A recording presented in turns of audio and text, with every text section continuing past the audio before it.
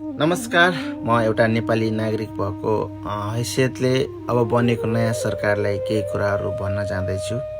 अब हाम्रो देश विकास हुनको लागि केही कुराहरू एकदमै अति आवश्यक छ र कानुनमा पनि कार्यान्वयन गर्न अति नै आवश्यक छ।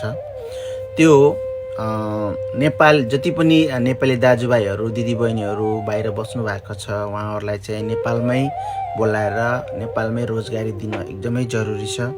र अर्को कुरा बलात्कारीलाई फाँसीको सजाय हुनै पर्छ।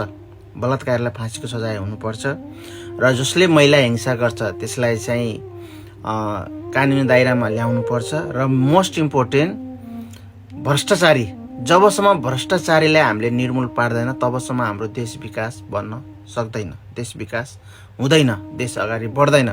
र भ्रष्टाचारीलाई कानुनी दायराभित्र ल्याएर या जेलै हाल्नुपर्छ र कानुन अनुसारको सजाय उसलाई हुनै पर्छ।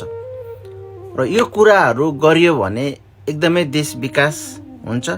र मेन फोकस अब कतिपय कानुनहरू फेरबदल गर्नु छ। र जबसम्म मान्छेमाथि डर हुँदैन तबसम्म गलत काम गर्न छोड्दैन मान्छेले।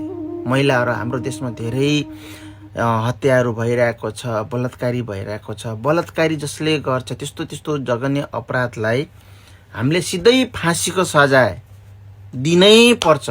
यो कुराहरूमा ध्यान एकदमै राख्नुपर्छ र यो सबै कुराहरू कानुनहरू चेन्ज गर्यो भने देश विकास अवश्य बन्छ। Thank you. जय नेपाल।